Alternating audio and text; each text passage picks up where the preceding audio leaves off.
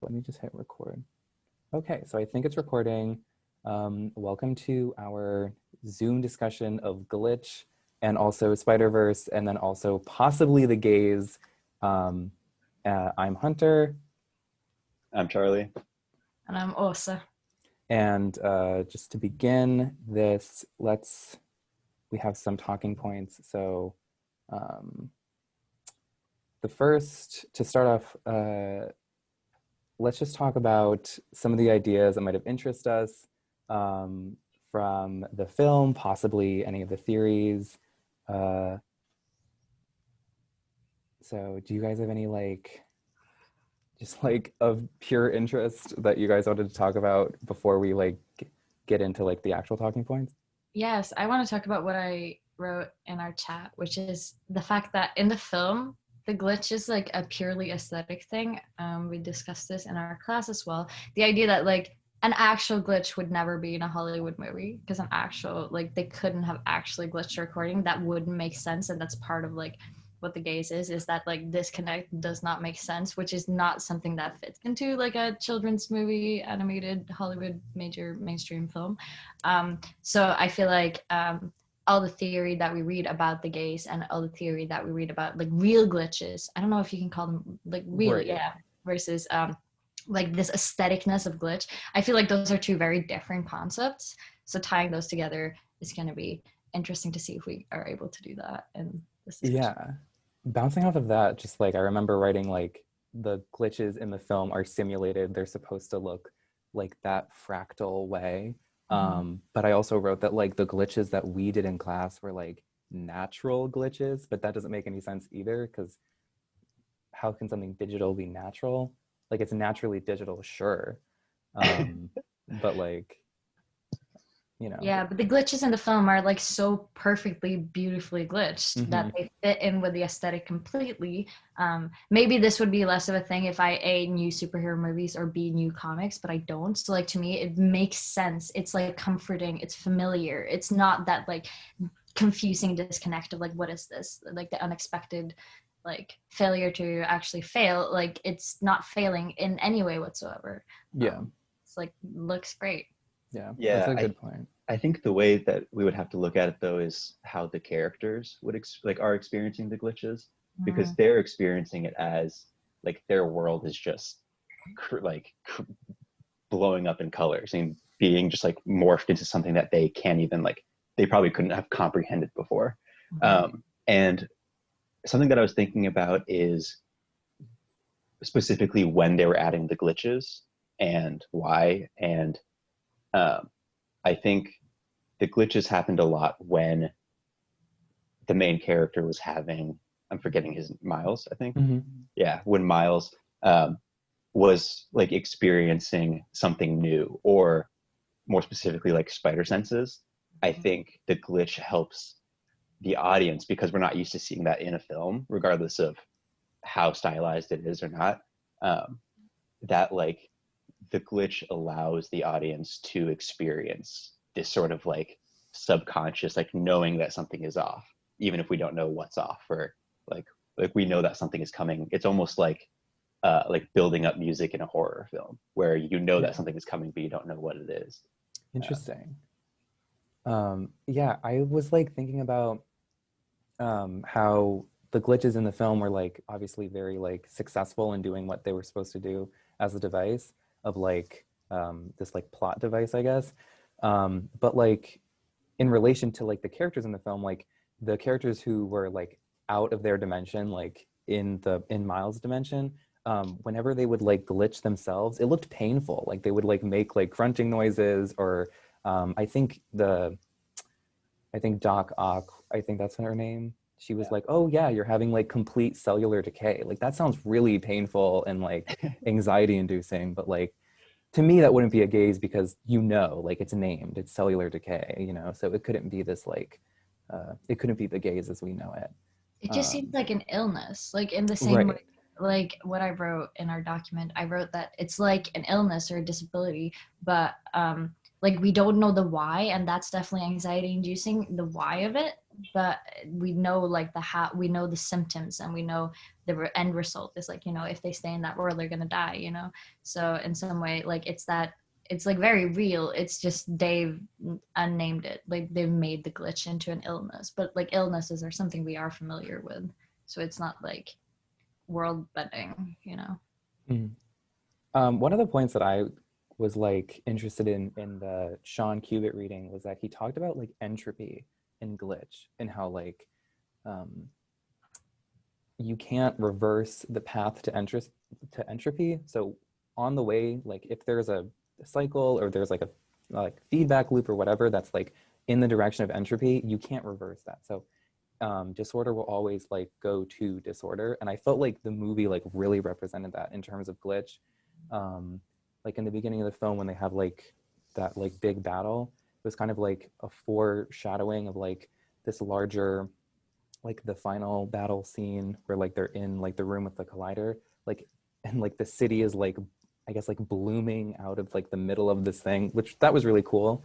But like it just reminded me of that, because it's just pure chaos, pure disorder, like no one knows what's happening. But I thought that was like that interesting connection, and I just thought like in glitch in general, it makes sense with like what we were doing with the photos, because the more you alter and corrupt the code, the closer it gets to disorder and chaos. Um, so I thought that was like that interesting connection, and I never thought about that before in that way. So Yeah, I sort of disagree with the idea that entropy like is happening in the digital world, or digitally in this case, because like we have an undo button when it comes to the digital, and even in the film, like they undo this glitch and it goes back to normal. And It's they like, know exactly what it is. Like the yeah, controls Z is plugging in that little thing and pressing mm-hmm. the button. yeah. And so I think it isn't really as applicable to the digital world, this idea of entropy, when we have the methods to reverse it all. And if it happened, like if all the changes were made and you saved it and like sent it to someone else and they didn't know what you did, then I guess like they wouldn't, for the case of like glitching a picture, they probably wouldn't be able to like reverse engineer it and like go back to the original picture. But there is a level of control that I don't think exists as much in the physical realm as like the real versus the imaginary, how we experience. Yeah. Right. And like the reliability of like if you change the same thing, you'll always get the same result, which is like really interesting about glitch, because it's so reliable in its failure. Like it's, again, like this idea of like comforting and familiar, because once you do it once, like it can be shocking, but once you do it twice, three times, the same thing will always happen, Mm.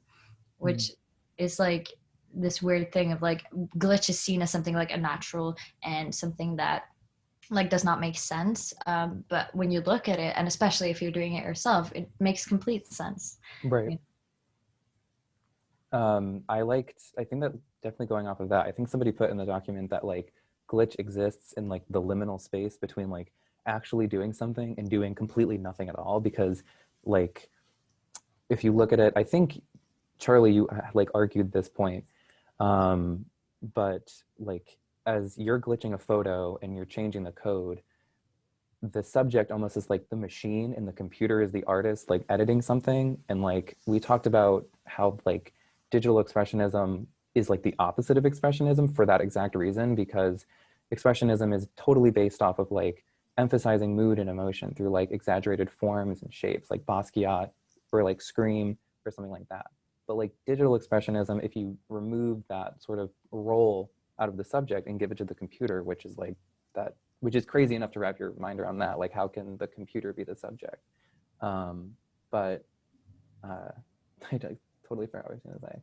But Yeah, I think that was also Osa that was saying that the machine kind of was becoming the subject, and I want to talk about this because I wonder if a machine that by itself wouldn't be doing something is like can be the subject, because the machine itself isn't changing the code. It has to take orders from somewhere. Yeah. Well, what I think I wrote was that I think of the machine as the capital O other, because, okay, so specifically what I wrote was that the gaze is invoked by glitch when the control of the imaginary other becomes real through algorithms designed for corporations. So like the idea of like an algorithm failing. So I was thinking about this because Twitter was down for like an hour a couple of days ago, and it really threw me off in this like actually like heartbreaking way, wherein like because of this algorithm that I see as like super reliable, like it's like this ever-present thing, when it failed, I like you suddenly come face to face with this idea of like this is all run by corporations, which is like comes out in many other different ways when you look at different social media networks, but like the idea of like, oh, this is just like this structure that is imaginary, it does not exist, but still when Twitter failed, like all of these thoughts that I had and all of my actions suddenly seemed to not matter. Like I had no way of expressing them, I had no way of existing in this imaginary other, and like at first you think of like the meaning behind that, because the other in Lacan, as I explained in our document, it's like this other that like people can ascribe to. It's like the bigger meaning. It's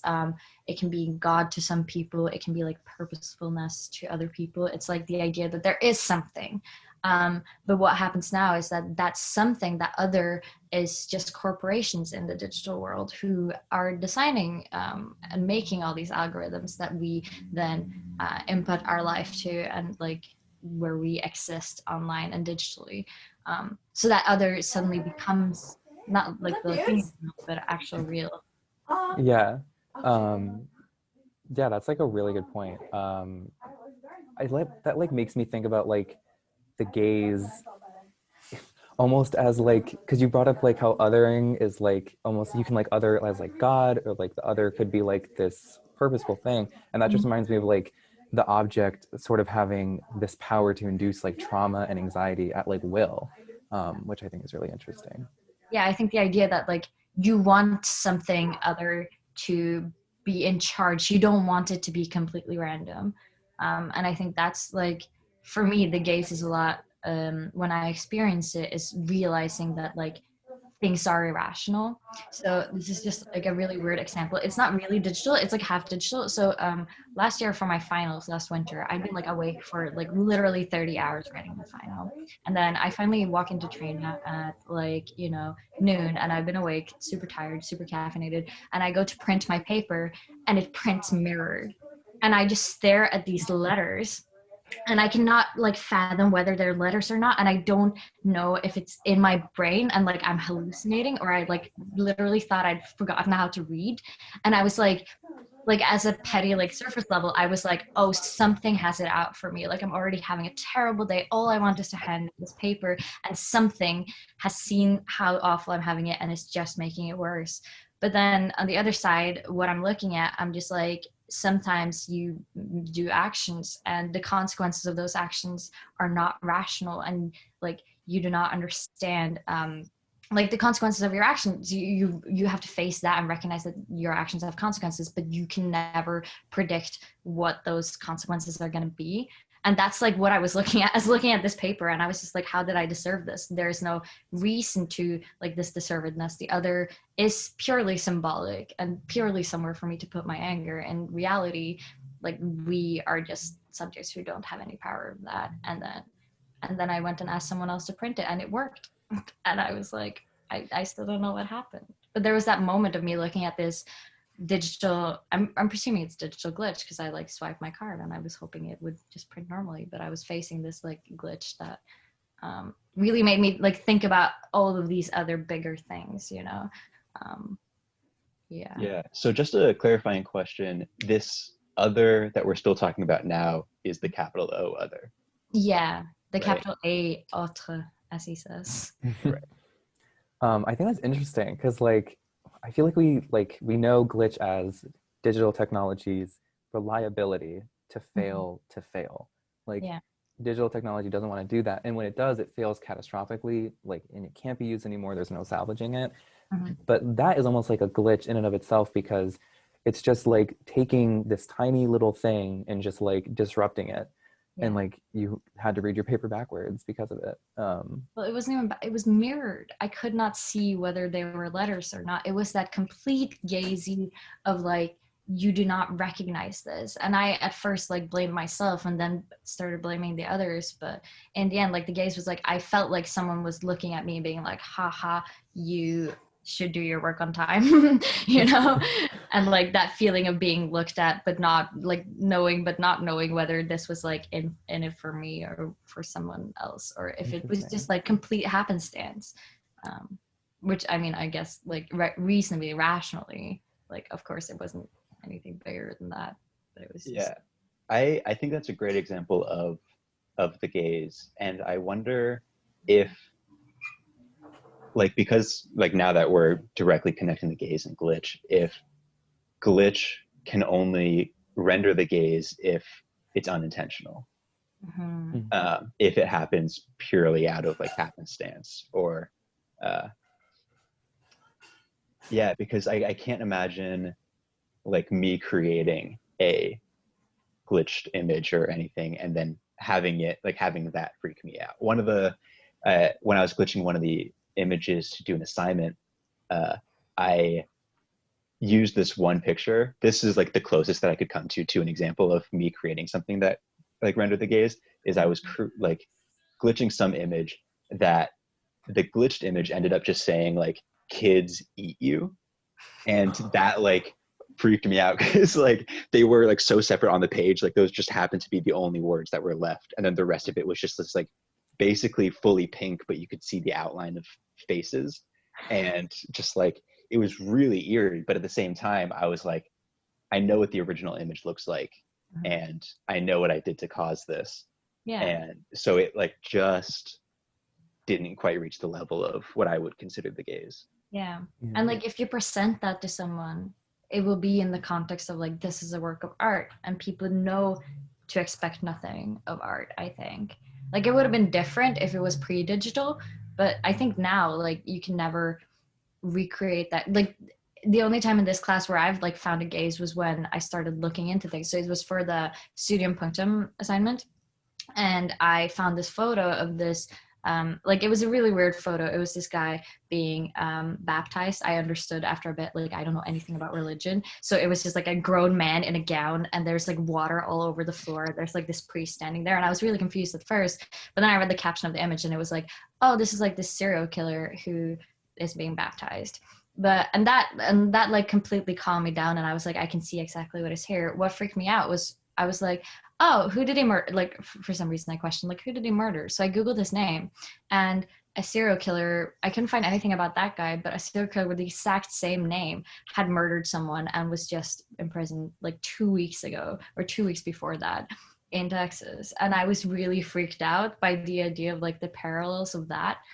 But again, the image itself didn't do it for me. I think you can only like really experience the gaze or the punctum, I mean, when you do not expect it, which is what like why that would not be in like a mainstream movie, because we know the lexicon of mainstream movies, you know. Right.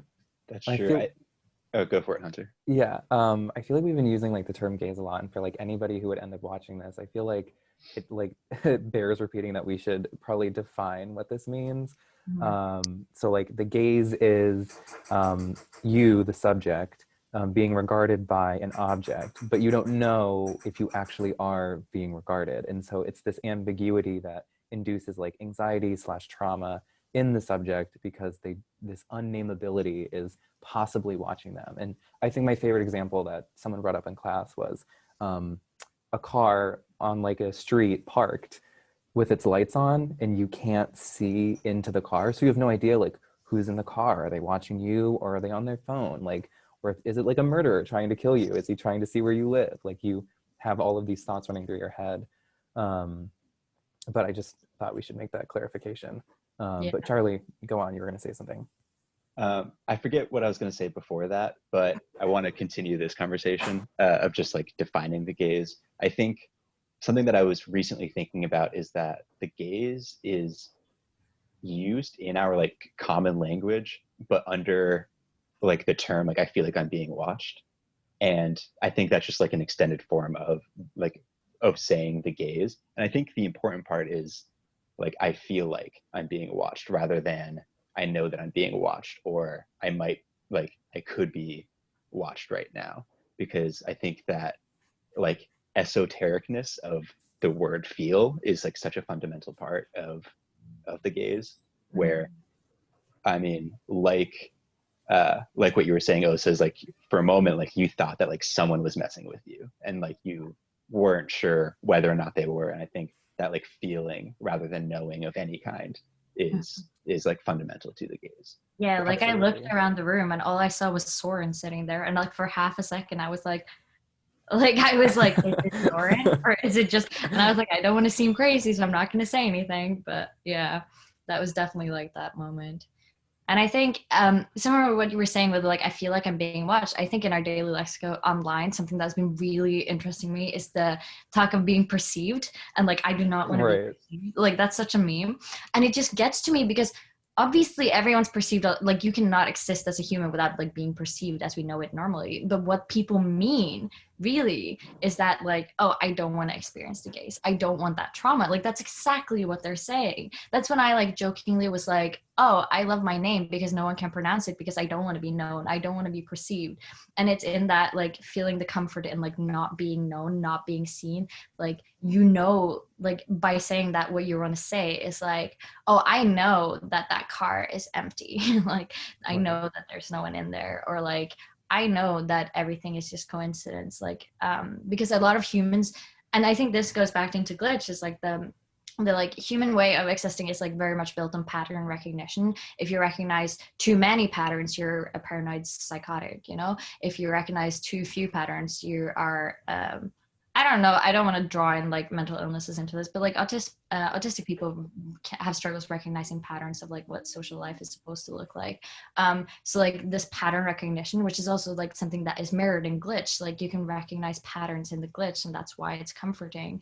And like what you mentioned when in the document when you were talking about the matrix, about like the too perfectness of the patterns, but somehow that's still what we expect, you know, in life. Like we do expect everyone to behave rationally. It's just not how life works, you know. Right. So glitch is like the outside of that, I think.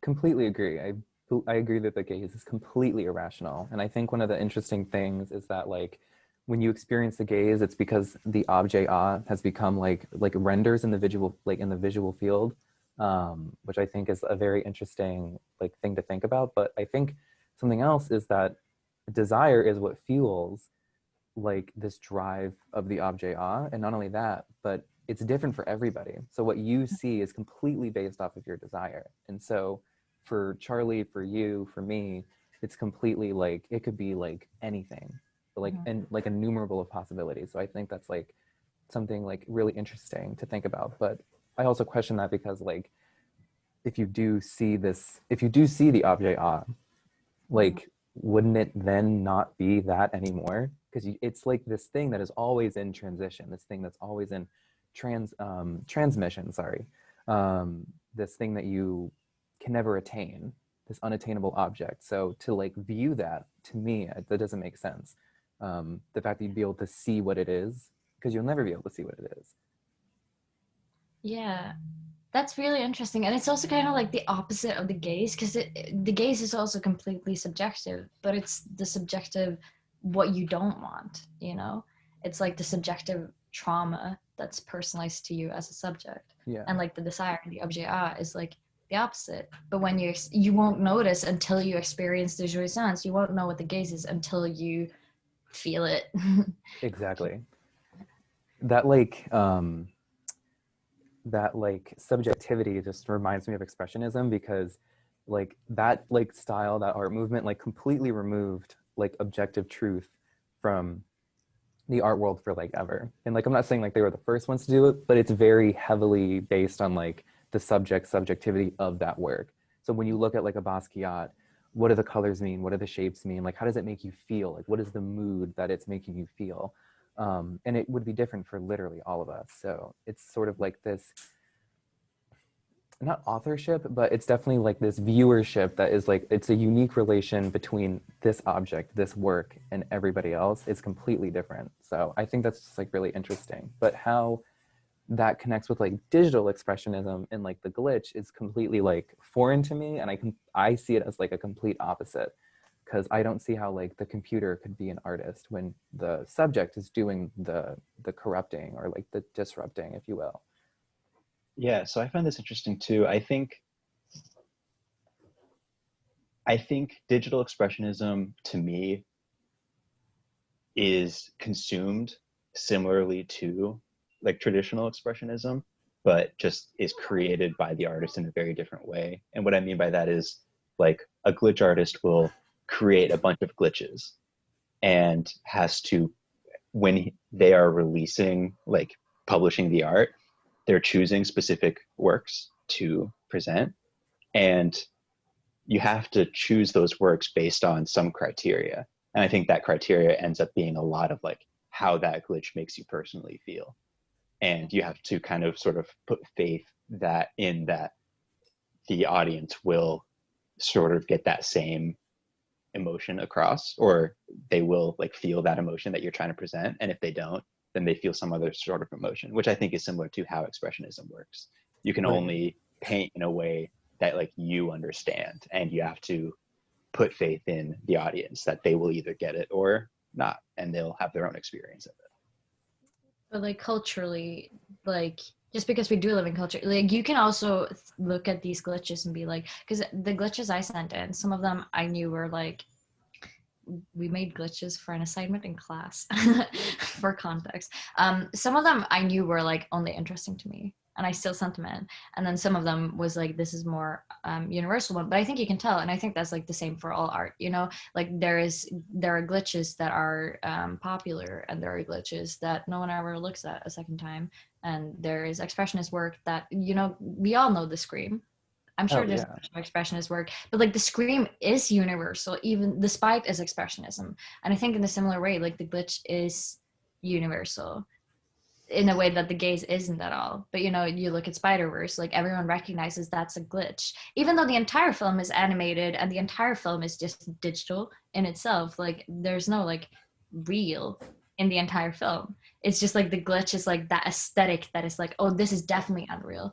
But my problem a lot of the film was that my reaction to the glitch was not looking at the characters and thinking, oh, this is how they feel uncomfortable. I was looking at that and thinking, I am sitting here on my bed looking at a screen, and everything that I see is made by the other. You know, like everything I see here is designed to make me feel some specific type of way. It's designed to further ideology, and not even an ideology I agree with. I found the entire thing that his dad was like a policeman really weird. I was like, I do not have any sympathy to this character, and like it was just really like traumatic in some way. In that sense, I was just really weirded out by it. But every time the glitch appeared on screen, I just became aware of my surroundings, and I became aware of like, it was just like a, this is a film made for your entertainment, and this is what we're trying to further through that. Yeah, Yeah, I completely agree. I agree too. It is one of those things. I think it does have to do with the fact that we were experiencing it for an academic setting too, Mhm. or that we study film in an academic way as like our specific demographic of people. I think if you were to go into watching Spider-Verse from like, if you were like a senior citizen or something, if you were old and like didn't grow up with technology in the way that we did, uh, I mean, I could totally imagine like my dad watching this, like watching Spider-Verse on his laptop, it glitching and him being like, what, is my technology fine? Like, am I messing up? Like, what is this? Yeah. Except when you're seeing it like in theaters, I do think you wouldn't expect that. You would see it and be like, this is an artistic choice. Right. Um, I think it is important though that nowadays, in the time that Spider-Verse was released, we experience like movies in a significantly different way, and it's sort of expected that like most of us will experience the movie on a laptop. And I don't think, I'm not trying to say that I think they like use the glitches and like want us to actually believe that they're glitches, uh, but I can see how if you were to go into this in a much more blind context than we did, there would be, it could be more intriguing or compelling as part of the story. Yeah, that's interesting. Um, I like kind of like bouncing off of that. I think we were talking, also before was talking about algorithms and how like these companies are basically like playing God with like the subjects. Yeah. And like after like hearing that, and I think I read something like it in Sean Cubitt's reading, like I opened up like my computer and like seeing all the apps like in a row, like you see the icon of the app as like this signifier is for like, you know, YouTube or Safari or like something like that. But it also is a prescribed, controlled environment, completely that. And as if the glitch would like rupture that, is that like the real? Like, and what I mean by like the glitch, I mean like what Charlie said earlier as like an unintentional, unforeseen glitch actually happening. Like the subject is not pressing buttons on a computer, it just happens. Like, would that be like the real like rupturing the digital space? So I don't know. Like, do you guys have any thoughts on that? Yeah, so this is something I just watched the documentary on Netflix called The Social Dilemma. I watched it last night, and a lot of it is I mean, the whole thing is talking about how the algorithm controls us, in that the algorithm starts to like figure out what we like, and then it starts feeding us this content that guides us into basically like forming us as a person that enjoys the interests that they're feeding us. Yeah. And the deeper you go, the more you fit into like the box that they're creating. And I sort of, it made me start thinking about how, one, this is entirely an algorithm. Like there are people that designed the algorithm to be successful in this way, but the algorithm has a mind of its own basically and is doing all of the work itself. Um, and so it makes me, I'm trying to decide whether a glitch in corporations that want us to spend money towards them or whatever, if a glitch to them is having things too perfect, the way we were talking about that, like in the real world, like that kind of reveals to us something bizarre if things are too perfect. Mhm. But at the same time, that like freaks us out. And I think corporations know that. And so they want things to be just like a certain level of like messed up. And so Right. it's a glitch to them when things are too perfect, or not, like when things mess up. It's, yeah, it's weird to me. Yeah, that's a really interesting point. We're almost out of time, but does anybody want to like end off saying something or like maybe end the discussion by commenting on what Charlie just said? Um, it made me think about like the parasocial relationships we have with corporations, which I think is really weird because Right. they're meant to be this other.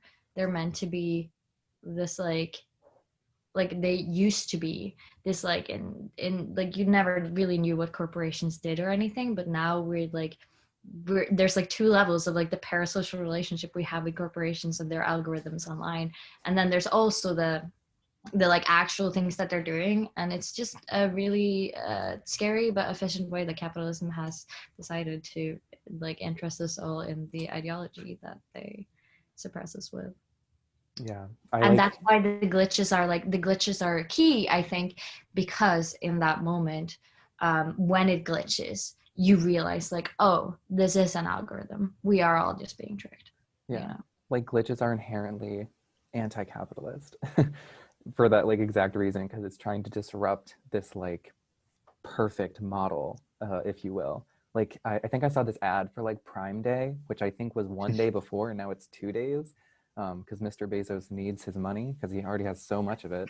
Um, but like everything is made out of like cardboard to try to like in the like animated like short ad, everything's made out of cardboard and it's colorful, like trying to like lend toward the idea of like eco-friendly and like it's supposed to like look familial and whatnot, but like it goes directly with what you said, Osa, how like corporations are like trying to like hold your hand and be your friend. And it's like, no, like you're this like money, like power, like monster thing that like you basically dictate so much of my life or and other people's lives because of it. So Yeah, um, I think the glitch aesthetic is very human, and it comforts us because it shows that nothing is ever perfect. But then like real glitches are like the digital and the scary and the anxiety inducing part, you know? yeah.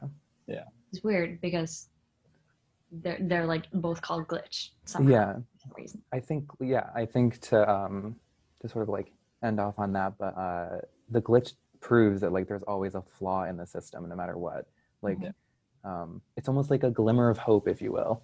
But yeah, does anybody have any closing thoughts that they have? No, I think that summed it up pretty well. Nice. Yeah. Alrighty, well, thank you anybody who decided to watch this. And thank you guys for joining the discussion. Yeah. Thank you for hosting, Hunter. Yep.